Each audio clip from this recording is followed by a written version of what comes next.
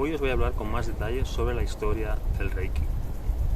Como os decía en un vídeo anterior, Reiki se ha extendido por todo Occidente y es una técnica que viene de atrás, que viene de siglos anteriores. Hay un linaje que viene de Japón y luego una historia más antigua que viene del antiguo Egipto.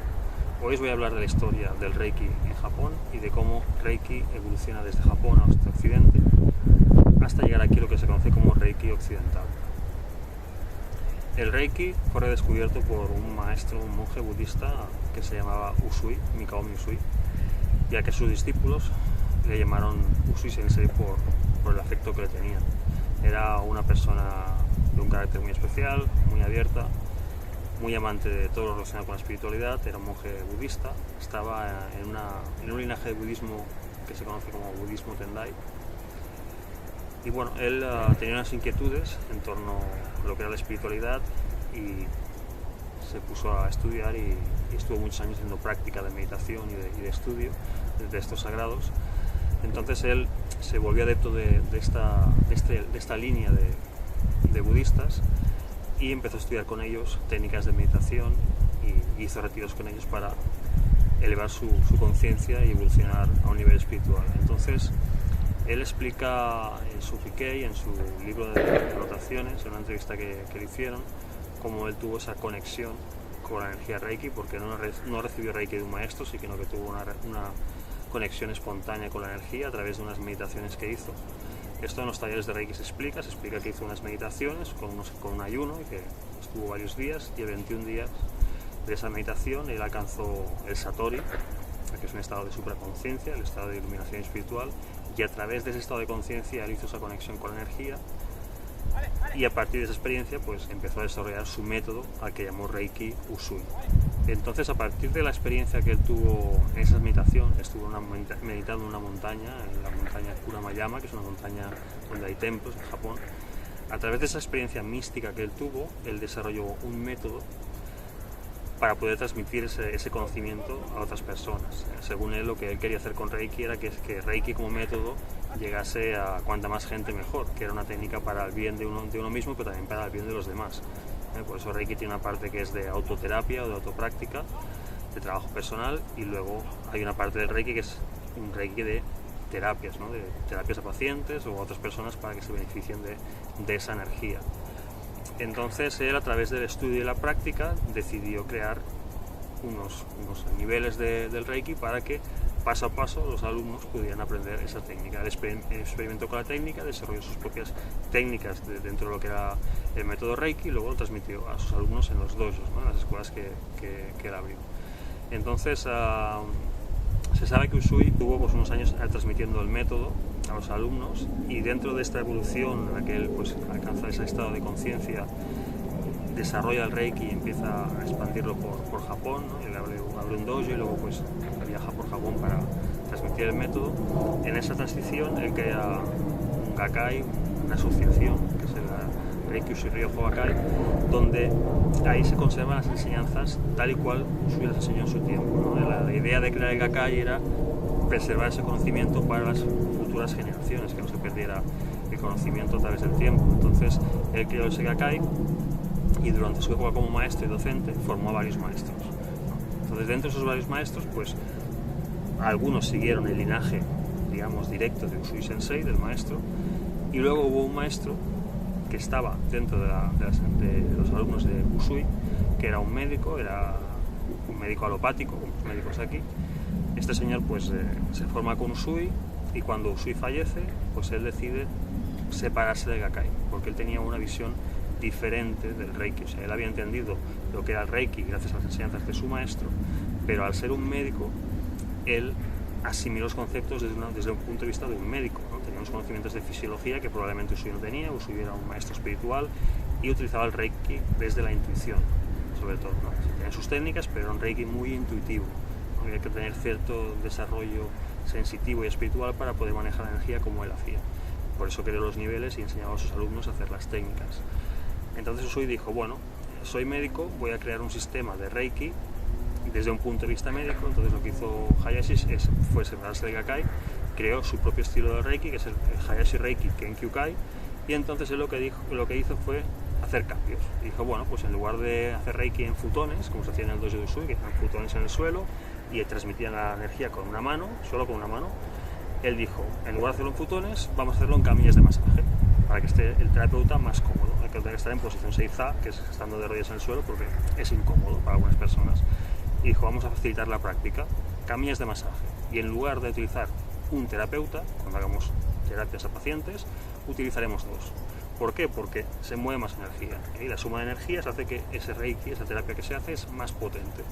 Entonces, introdujo ese cambio. Él abrió una clínica en Shinano-machi, donde había gente que pues, cuando enfermaba iba a esa clínica para tratarse con Reiki, sin medicamentos. Era médico alopático, pero él decidió abrir una clínica de terapia Reiki. Entonces los pacientes ingresaban en la clínica, se hospedaban allí, recibían tratamiento diario, muchas veces era tratamiento doble por la mañana y por la tarde, con dos terapeutas. Dormían allí y su mujer, la mujer de Hayashi, era la encargada del tema de nutrición y alimentación en la clínica, y entonces lo que hacían es que cargaban los alimentos y el agua con Reiki para que los pacientes pudieran beber agua cargada con Reiki, alimentos cargados con Reiki, para que Reiki actuase desde dentro, ¿no? Que no solo viniera desde fuera, que era terapia de imposición de manos, sino que también hubiera una nutrición del Reiki a nivel interna para los órganos. Resumiendo, pues la clínica de Hayashi fue un éxito, porque curaban a muchos pacientes. Entonces, bueno, pues gente de todo Japón iba ahí a curarse cuando no encontraban solución con otros métodos más tradicionales. Este fue el primer estilo de Reiki que deriva del linaje original de Usui, que es el Reiki de Hayashi. Entonces, en ese tiempo donde Hayashi hacía uso del Reiki en su clínica, hubo una paciente americana que ingresó en la clínica porque bueno, estaba con varias patologías, estaba pues, realmente grave, podía morir. Entonces ella probó por métodos tradicionales en Estados Unidos, pero hubo un momento donde ella decide pues, no pasar por cirugía y de alguna forma presiente que puede haber otra forma de cura. Ella explica que sintió como una precognición justo antes de la operación que le tienen que hacer y sintió como que había otra forma de curarse en lugar de pasar por cirugía. Entonces ella habló con su cirujano y este cirujano conocía a Hayashi y sabía lo que estaban haciendo en Japón y le comentó, mira, yo conozco un médico que está en Japón y está curando con otro método que no es con medicamentos ni con cirugías, es un médico como nosotros, alopático, pero ha desarrollado otra técnica y está teniendo muy buenos resultados. Si quieres optar a ver si allí te pueden atender, pues prueba a ver qué sucede. Entonces ella se va a Japón, Hawaii Takata, y ingresa en la clínica de Hayashi, recibe Reiki durante 4 meses, está 4 meses hospedada allí y recibe tratamiento diario de Reiki. Este era un Reiki sobre todo a nivel terapéutico, ¿no? Para el tema de patologías y enfermedades. Usui también, como os dije en otro vídeo, él decía que era muy importante también la parte de crecimiento espiritual, pero Hayashi lo enfocó mucho a nivel de terapias a pacientes porque era médico y era su enfoque, ¿no? Era su forma de trabajar. Entonces Hawaii Takata, después de 4 meses, se cura de esa enfermedad.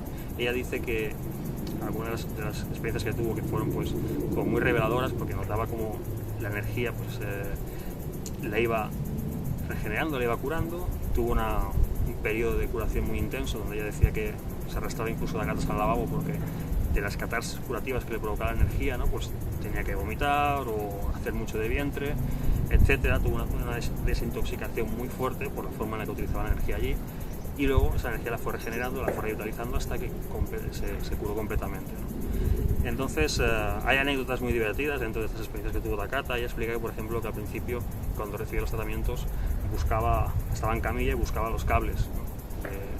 Porque ella notaba que las manos de los terapeutas se calentaban muchísimo, que radiaban mucha calor y no entendía qué estaba pasando allí, ¿no? Y entonces uno de los médicos le dice, bueno, ¿qué hace usted?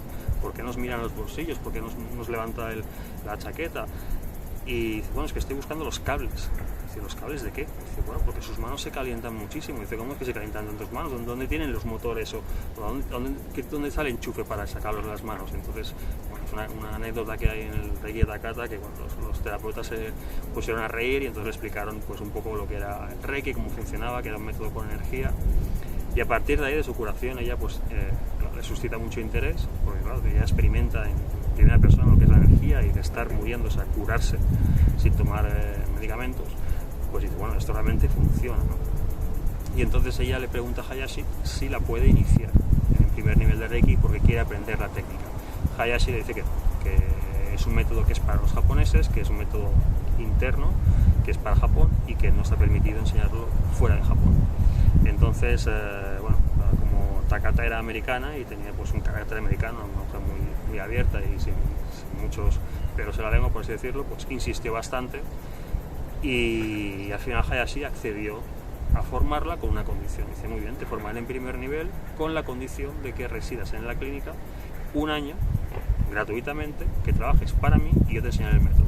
Si aceptas esa condición te enseño, ¿no? Fue como una especie de trato para saber si tenía la humildad suficiente para aceptar un primer nivel de Reiki sin ganar dinero como terapeuta, simplemente por aprender, ¿no? Para ver si realmente tenía interés de aprender la técnica. Takata aceptó y Hayashi la formó en primer nivel. Entonces estuvo un año residiendo en la clínica y hacía terapias en la clínica para pacientes, y luego hacían domicilios. Por la mañana por lo general hacía las terapias en clínica y por las tardes iba a hacer domicilios, cogía autobuses, trenes y iba a domicilios donde la gente solicitaba Reiki y eran personas que no se podían desplazar por enfermedades o por el motivo que fuese. El resultado fue que como terapeuta Takata fue excelente, fue muy buena, desde el principio tenía muy buenos resultados con pacientes y Hayashi pues se sorprendió por la manera que ella aprendió Reiki tan rápido, la formó en segundo nivel y bueno, ella fue evolucionando en la práctica y al final Hayashi mismo la formó en la maestría, en el nivel de maestría, y Takata fue la primera maestra pues occidental, no japonesa, la primera persona no japonesa en tener Reiki y en ser maestra de Reiki. Entonces, llegado el momento, ella vuelve a Estados Unidos y bueno, como tiene una mentalidad occidental, dice, muy bien, todo aquello que he aprendido, todo aquello que he experimentado, dice, voy a seguir transmitiendo el método, pero es que yo el método lo siento un poco diferente, ¿no? Tenía otra mentalidad. Hayashi era japonés, era médico alopático, ella era americana, no era médico, y dice, muy bien, voy a simplificar el método, porque ella entendió lo que hacía la energía en ella, ¿no?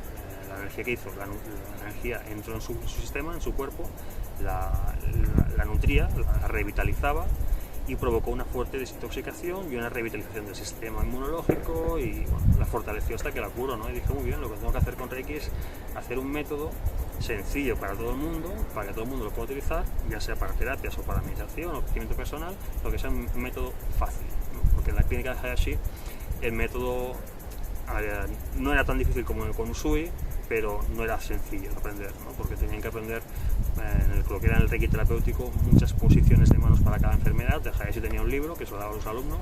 Había una parte del curso que eran 5 días que eran para anatomía y fisiología. 5 días para anatomía y fisiología. Fíjate que fijaos que en Occidente se enseña el Reiki en unos días. Pues allí dedicaban para un primer nivel de Reiki 5 días para anatomía y fisiología y tema de enfermedades, lesiones y demás. Y luego había otros días donde se enseñaban posiciones de manos y para cada enfermedad o patología se enseñaban unas posiciones en concreto, ¿no? Porque Hayashi, como era médico, sabía qué órganos afectaba a cada enfermedad y ahí es donde daban el Reiki.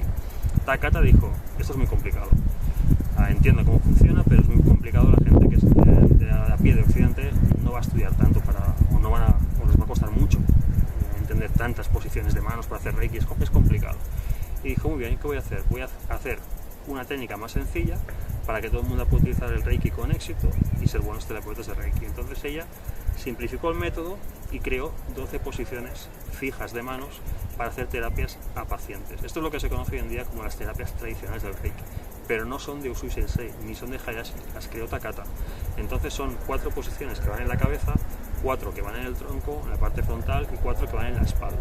Ella decía, primero 5 minutos en cada posición, 12 posiciones, 5 minutos es 1 hora de tratamiento y luego media hora a la zona afectada.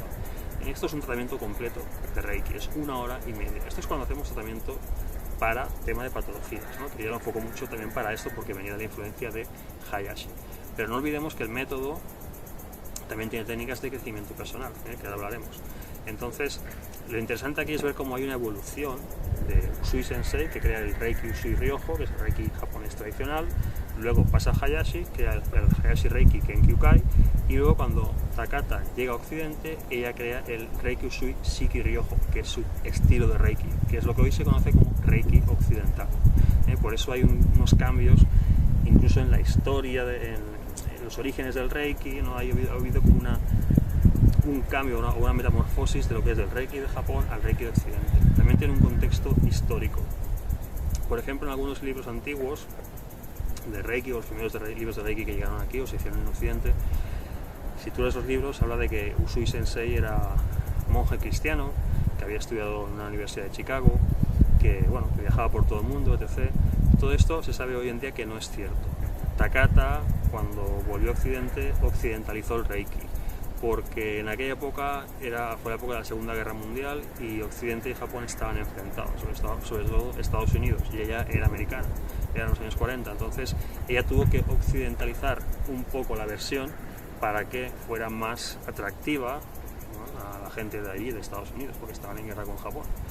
Entonces es por esta razón que en algunos libros se encuentran cosas así, de que Usui era monje cristiano, en realidad era monje budista, y no estuvo ni en la Universidad de Chicago ni otras cosas que se explican, ¿no? Entonces se entiende por contexto histórico, y hoy en día hay una información más veraz gracias a maestros que han viajado a Japón, como Antonio Moraga u otros que han recuperado información, William Lee Rand, que han viajado a Estados Unidos y han traído información de Japón para recuperar la esencia del Reiki. No con esto vamos a decir que un Reiki sea mejor que el otro, simplemente que hubo una evolución por temas históricos y de contextos en ese momento, y Takata desarrolló su sistema. Dentro del Reiki de Takata también habían técnicas de meditación, la meditación Gaso, técnicas para el tema de sanación emocional, no solo se hacía el Reiki para el cuerpo, sino que se utilizaba para todo, pero ella sintetizó la práctica para que fuera más fácil para todos. Entonces, después de Takata han habido otros cambios, ¿no? Por ejemplo, se sabe que Takata en su momento cobraba por las maestrías de Reiki $10.000. Era algo nuevo que llegaba a Estados Unidos. Ella, por la razón que sea, decidió hacerlo así, pero no concordaba mucho con la idea de Usui. Usui decía que Reiki debía llegar a todo el mundo, que son un poco las virtudes del budismo, ¿no? Es amor y compasión hacia todos, y bien hacia uno mismo, pero también hacia los demás. Entonces, yo creo que Takata estuvo un poco influenciada por Hayashi, porque Hayashi, su clínica estaba abierta sobre todo para la gente noble y de alta posición social en Japón.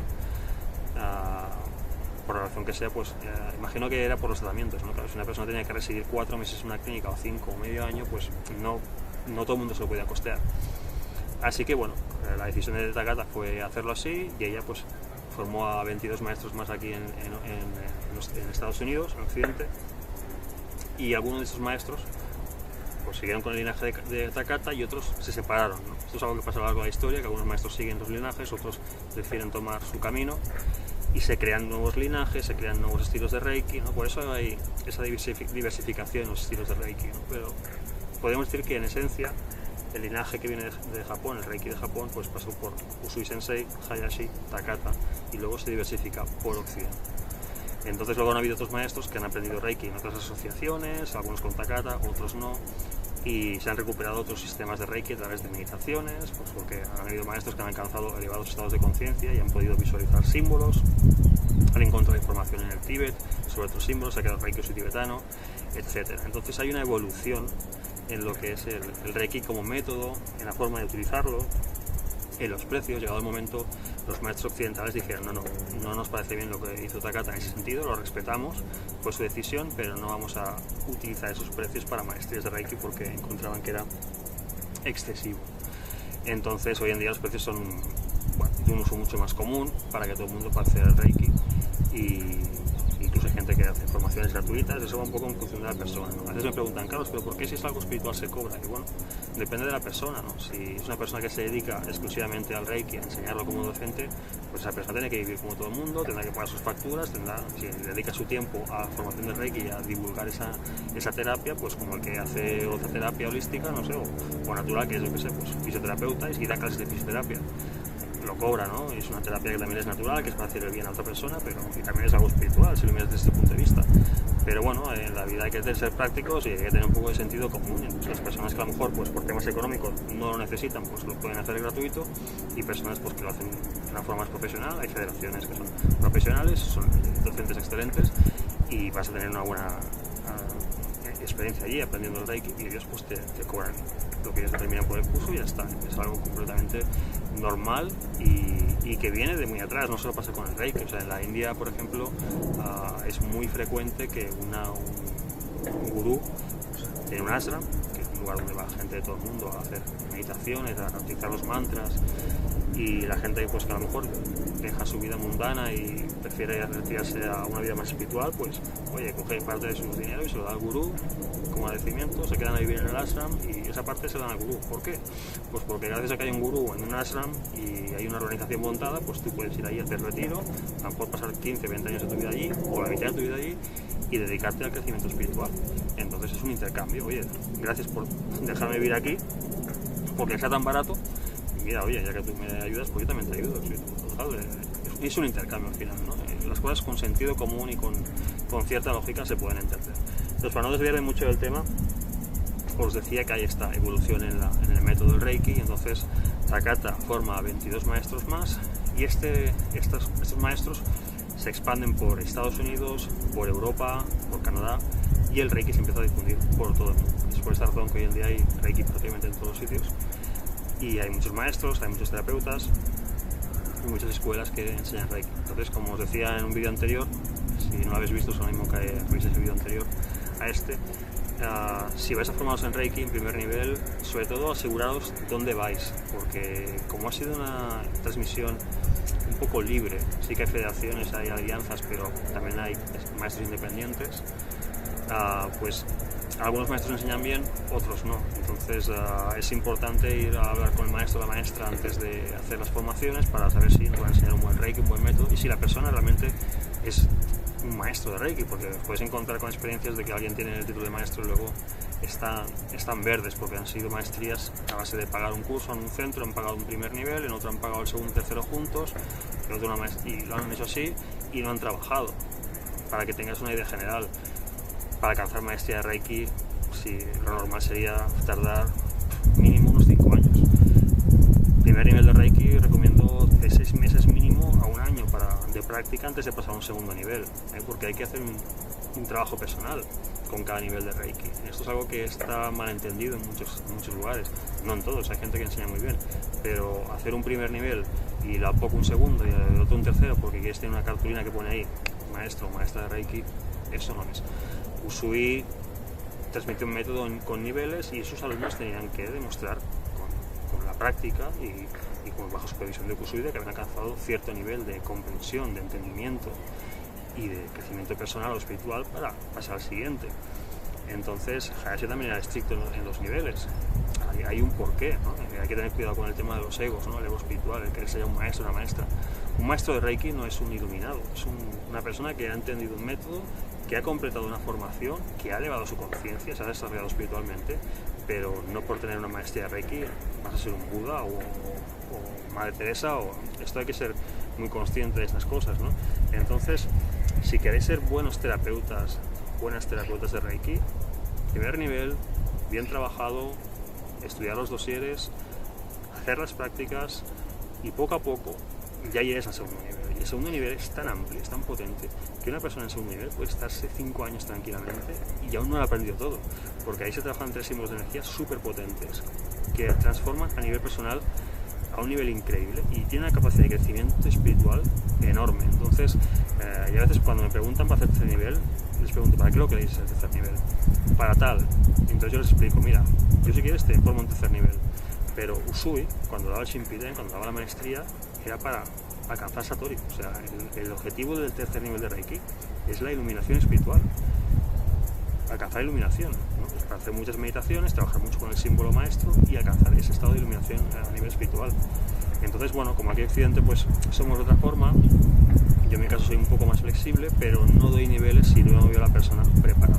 Entonces esto es importante porque si no, puede salir por debajo del ego espiritual, ¿no? Y luego hay personas que alcanzan maestrías, no están maduros espiritualmente, y tú vas a darles un consejo porque ves que no lo están haciendo bien, porque tú tienes un conocimiento por práctica de 20 años y por haber estado con maestros y maestras y tener experiencia, y tú ves que están haciendo algo que no es Reiki y les intentas hacer un bien explicándoles, mira, esto no va así, va de la otra forma, y se te queda mirando como diciendo, ¿qué me estás explicando si yo soy maestro? y ahí está el ego espiritual, ¿no? Entonces hay que tener mucho cuidado con esto, porque si caes en el ego espiritual es muy difícil salir, ¿eh? del orgullo espiritual. Entonces, en el camino espiritual, paso a paso y buena letra, porque se trata de mejorar, de evolucionar, de diluir el ego, de convertirse en personas cada vez más bondadosas. Si vas a hacer un camino espiritual para ser más vanidoso, mal asunto, ¿no? Entonces, bueno, esto es un poquito lo que os quería explicar en este vídeo. Es un vídeo un poco para sintetizar o resumir un poquito lo que es la historia del Reiki hasta Occidente, que entendáis que ha habido una evolución y que hay diferentes sistemas hoy en día. Siempre os recomiendo empezar por un Reiki Usui, ya sea un Reiki Usui japonés tradicional o un Reiki Usui occidental, que es el que viene de Takata, porque es la base. Ahí tendréis, si hacéis todos los niveles, los símbolos que da Usui, los 3 del segundo nivel, más el que se da en maestría. Y luego pues difiere un poco las prácticas, ¿no? En un japonés tradicional pues hay algunas técnicas muy particulares de Usui que Takata no enseñaba, pero también en el Takata hay unas técnicas que Usui no enseñaba, entonces es muy relativo, ¿no? Yo empecé con el occidental, luego he hecho formaciones en otros niveles y en otros sistemas de Reiki, pero estoy súper contento con el occidental. Y he estudiado con maestros independientes, con un maestro de la Alianza Española Reiki, que es el presidente de la Alianza, y he tenido buenas experiencias con los dos. Cada uno me ha enseñado unas cosas, y luego he tenido experiencias personales en la India con maestros de allí, con terapeutas de Reiki de allí, donde he aprendido cosas que aquí no había aprendido, que no encontraba en los libros, y me acabaron de explicar ellos, y fue un poco la providencia, ¿no? La energía que me llevó a ciertos sitios para que pudiera entender Reiki en su conjunto, ¿no? Porque notaba que me faltaba cierta información. De esto os explicaré en otros vídeos, porque creo que es importante, que hay cosas en los libros que están muy bien, no todo lo que hay en los libros es verdad, y creo que es bueno que, ya que tenemos medios como YouTube para expandir el conocimiento, pues que mucha gente pueda reciclarse y tocar buenos libros. Os recomendaré libros para que tengáis buenos libros para formaros, deciros qué libros no son tan buenos quizás, o bueno, os diré qué no es tan veraz en algunos libros, más que nada para que tengáis buena información y podéis tener un buen camino con el Reiki y aprender de verdad, y poder desarrollaros en la técnica y ser buenos terapeutas en la técnica del Reiki. Bueno, si habéis llegado hasta aquí, muchísimas gracias por llegar hasta el final del vídeo. Os animo a que os suscribáis si no os habéis suscrito. Voy a subir más vídeos sobre Reiki, mantras, cuarzos y muchas técnicas de crecimiento personal, porque es lo que me apasiona y quiero compartir ese conocimiento. Entonces os animo a que os suscribáis, es gratuito. Si os suscribís, pues a mí me animáis, porque entonces me dan ganas de hacer más vídeos, y que le deis un like, que es muy fácil de hacer, y apoyáis al canal. Y bueno, si lo queréis compartir con amigos, pues genial. Entonces, bueno, os animo a que os suscribáis al canal y nos vemos en el próximo vídeo. Muchísimas gracias.